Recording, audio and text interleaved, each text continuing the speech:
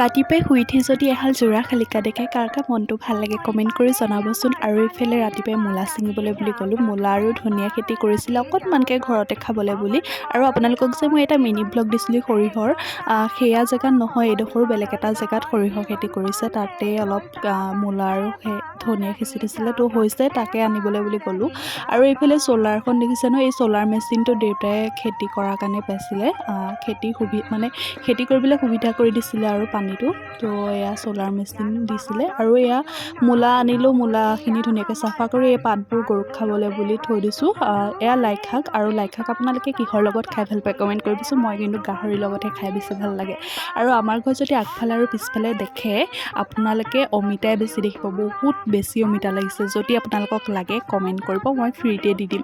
তো এয়া নাৰিকলজোপা দেখিছে ন, নাৰিকলজোপা কিন্তু আমি খাব নাপাওঁ, কেৰ্কেটুৱাইহে খায়। তো আজিলৈ ইমানেই আছিলে ভিডিঅ'টো, বাই বাই।